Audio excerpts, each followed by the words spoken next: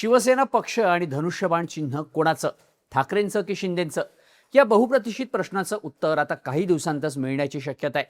या प्रकरणाची अंतिम सुनावणी सध्या सुप्रीम कोर्टात सुरू असून लवकरच याबाबत निर्णय येणार आहे. त्यामुळे या निकालाकडे अवघ्या महाराष्ट्राचं लक्ष लागून राहिलंय. 30 जुलैला याबाबत सुप्रीम कोर्टात झालेल्या सुनावणीत ठाकरेंच्या शिवसेनेच्या बाजूनं ज्येष्ठ वकील कपिल सिब्बल यांनी जोरदार बाजू मांडली. सिब्बलांचा हा युक्तिवाद या निकालात गेम चेंजर ठरू शकतो अशी चर्चा सुरू होती. पण याचबाबत आता स्वतः उद्धव ठाकरे यांनी महत्त्वाचं विधान केलंय. शिवसेना पक्ष आणि चिन्ह आपल्यालाच मिळणार असा विश्वास उद्धव ठाकरेंनी पक्षाच्या बैठकीत व्यक्त केलाय. या प्रकरणात आता 4 ऑगस्टला पुढची सुनावणी होणार आहे. पण त्याआधीच ठाकरेंनी कोर्टातली ही लढाई आपणच जिंकणार असं विधान केल्यामुळं त्याची चर्चा व्हायला लागली आहे. ठाकरेंना शिवसेना हे पक्षाचं नाव आणि धनुष्यबाण चिन्ह मिळण्याबाबत एवढा कॉन्फिडन्स काय? गेल्या 4 वर्षांपासून प्रलंबित असलेल्या या प्रकरणात ठाकरेंना विजयाची आशा का दिसते? समजून घेऊया त्या व्हिडिओमधून. नमस्कार, मी शार्दूल आणि तुम्ही बघताय बोल भिडू. सगळ्यात आधी उद्धव ठाकरे नक्की काय म्हणाले ते बघूयात. उद्धव ठाकरेंच्या नेतृत्वात ठाकरेंच्या शिवसेनेच्या जिल्हा प्रमुख आणि संपर्क प्रमुखांची बैठक शिवसेना भवनात पार पडली. यावेळी पक्षाच्या पुढील रणनीतीवर चर्चा करण्यात आल्याची माहिती देण्यात येते. यावेळी पक्ष चिन्हाबाबत उद्धव ठाकरे म्हणाले, पक्ष आणि चिन्हाच्या लढाईत आपलाच विजय होईल. जर आपल्याला धनुष्यबाण हे चिन्ह मिळालं नाही तर ते चिन्ह गोठवलं जाईल असं उद्धव ठाकरेंनी आपल्या पदाधिकाऱ्यांना ठामपणे सांगितलं.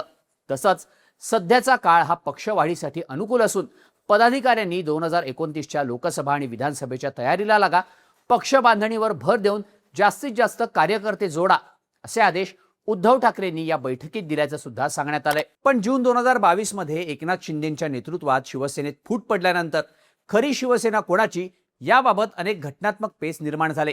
सुरुवातीला पक्षांतर बंदी कायद्यानुसार शिंदेंसह त्यांच्या 16 आमदारांना अपात्र ठरवण्यासाठी ठाकरेंनी सुप्रीम कोर्टात धाव घेतली होती.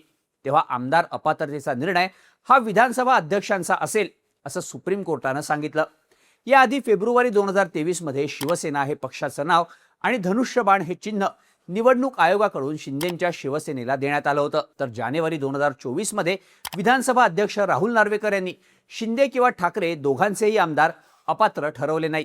आता या सगळ्या निकालांमध्ये शिंदेंची सेना वरचढ ठरल्याचं दिसत असलं तरी यातल्या कायदेशीर बाबी नीट समजून घेणं महत्त्वाचं ठरतं.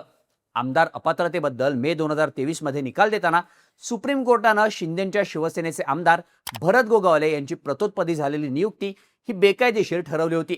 त्यावेळी ठाकरे गटाचे वकील अभिषेक मनु सिंघवी यांनी या निकालावर महत्त्वाचं भाष्य केलं होतं. जर गोगावलेंची प्रतोत्पदी झालेली निवडच बेकायदेशीर होती तर त्यांनी जारी केलेले व्हीप सुद्धा बेकायदेशीर ठरतात असं सिंघवी म्हणाले होते. आता जेव्हा शिवसेनेत फूट पडली होती तेव्हा ठाकरेंच्या शिवसेनेकडून सुनील प्रभू यांनी प्रतोद म्हणून शिंदेंच्या आमदारांना व्हीप जारी केले होते. पण हे व्हीप शिंदेंच्या आमदारांनी धुडकावले होते. ही गोष्ट बेकायदेशीर आहे आणि त्यानुसार शिंदेंच्या आमदारांवर अपात्रतेची कारवाई झाली पाहिजे असं त्यावेळी ठाकरेंचे नेते आणि काही वकिलांचं म्हणणं होतं. आता याचबाबत 30 जुलैला ठाकरेंचे वकील कपिल सिब्बल यांनी सुप्रीम कोर्टात केलेला युक्तिवाद महत्त्वाचा ठरतो. सिब्बल यांनी यावेळी आमदार अपात्रतेच्या मुद्द्यावरच जास्त भर दिला. सिब्बल यांनी शिवसेना पक्षाचा इतिहास सांगतानाच 2013 मध्ये उद्धव ठाकरे यांची शिवसेनेचे पक्षप्रमुख म्हणून नियुक्ती झाली आणि 2018 मध्ये रीतसर पक्षांतर्गत निवडणुका पार पडल्या. या सगळ्या निवडणुकांचे पुरावे सिब्बल यांनी कोर्टासमोर सादर केले. 2018 मध्ये एकनाथ शिंदे यांची गटनेतेपदी नियुक्ती खुद्द पक्षप्रमुख उद्धव ठाकरे यांनीच केली होती. 2019 मध्ये एकनाथ शिंदे यांनी उद्धव ठाकरेंच्या नेतृत्वातील शिवसेनेकडूनच निवडणूक लढवली होती. त्यांच्याच नेतृत्वातील सरकारमध्ये एकनाथ शिंदे मंत्री सुद्धा झाले होते असं सुद्धा सिब्बल यांनी कोर्टाला सांगितलं होतं. सिब्बल यांचा युक्तिवाद असा होता की शिंदे हे ठाकरेंच्या पक्षातले फक्त एक नेते होते, म्हणजेच मूळ पक्ष हा उद्धव ठाकरेंचाच होता आणि आहे. 2018 मध्ये झालेल्या निवडीनुसार उद्धव ठाकरे हेच पक्षाचे प्रमुख आहेत. विधिमंडळातील बहुमतापेक्षा मूळ राजकीय संघटना कोणाकडे याला कायद्यात जास्त महत्त्व आहे. त्या संघटनेचे प्रमुख कोण आहेत यावर सिब्बल यांनी सुनावणीवेळी जास्त भर दिला होता. तसंच सुप्रीम कोर्टाचा मे 2023चा निकाल बघितला तर या दाव्याला पुष्टी मिळताना दिसते. व्हीप ठरवण्याचा अधिकार फक्त मूळ राजकीय पक्षाला असतो, विधिमंडळ पक्षाला नाही. म्हणूनच शिंदेंच्या पक्षाने नवीन व्हीप नेमणं बेकायदेशीर होतं असं सुप्रीम कोर्टाने म्हटलं होतं. हाच धागा आता ठाकरेंच्या शिवसेनेकडून धरण्यात आलाय. सिब्बल यांनी केलेल्या युक्तिवादात विधानसभा अध्यक्ष आणि निवडणूक आयोगाचा निर्णय कसा चुकीचा होता हे दाखवण्याचा सुद्धा प्रयत्न केला। केंद्रीय निवडणूक आयोगानं पक्षाची दुरुस्त केलेली घटना मान्य न करता फक्त विधिमंडळ पक्षाच्या संख्याबळावर शिंदे गटाला पक्षाचं चिन्ह आणि नाव दिलं, ज्यामुळे ठाकरे गटाचं चिन्ह गेलं। वास्तविक 2018 मध्ये दुरुस्त केलेली घटना निवडणूक आयोगाकडे पाठवण्यात आली होती, पण केंद्रीय निवडणूक आयोगानं पक्षाच्या घटनेबाबत विचार केला नाही अशी स्थिती आहे। एकनाथ शिंदे हे पक्षातल्या अनेक नेत्यांपैकी एक नेते होते असं घटनेत स्पष्टपणे लिहिलेलं असताना सुद्धा आयोगाकडून पक्षप्रमुखांना डावलण्यात आलं असा युक्तिवाद सिब्बल यांनी कोर्टात केला। आता यात विधानसभा अध्यक्षांनी आमदार अपात्रतेबद्दल दिलेल्या निर्णयाबाबत सुद्धा कपिल सिब्बल यांनी न्यायालयात बाजू मांडली। सुप्रीम कोर्टाच्या घटनापीठानं राजकीय पक्ष आणि संसदीय पक्ष हे दोन्ही वेगळे घटक आहेत असं स्पष्टपणे सांगितलं होतं। त्यामुळे फक्त आमदारांचं संख्याबळ आहे म्हणून विधिमंडळ पक्षाला मूळ राजकीय पक्ष मानता येत नाही हे कोर्टाचे निर्देश आहेत। पण विधानसभा अध्यक्ष राहुल नार्वेकरांनी शिंदेंच्या आमदारांना पात्र ठरवून सुप्रीम कोर्टाचा अपमान केल्याचा ठाकरे गटाचा मुख्य आक्षेप आहे। शिंदेंच्या शिवसेनेला खरी शिवसेना ठरवून विधानसभा अध्यक्षांनी सुप्रीम कोर्टाच्या निर्णयाचं उल्लंघन केल्याचं ठाकरेंच्या वकिलांचं म्हणणं आहे। तसंच अध्यक्षांनी आपल्या निकालात दोन्ही बाजूंच्या आमदारांना पात्र ठरवलंय। जर एक गट पक्षाच्या आदेशाविरुद्ध वागलाय तर संविधानाच्या पक्षांतर बंदी कायद्यानुसार एका बाजूला अपात्र ठरवणं गरजेचं होतं।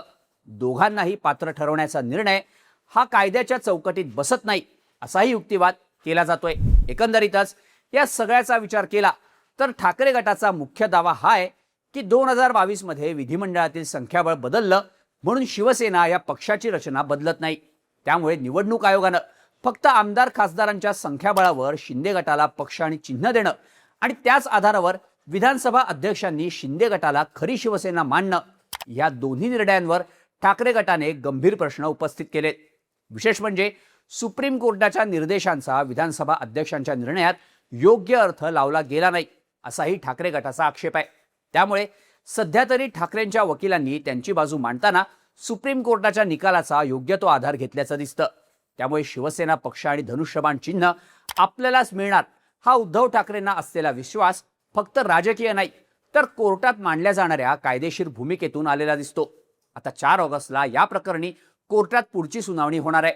यावेळी ठाकरेंच्या वकिलांनी केलेल्या युक्तिवादाला शिंदेंच्या शिवसेनेचे वकील नेमकं काउंटर कसं करणार आणि दोन्ही बाजूंच्या युक्तिवादानंतर सुप्रीम कोर्ट खरी शिवसेना कोणाची याबाबत काय निर्णय देणार हे पाहणं महत्त्वाचं असणार आहे।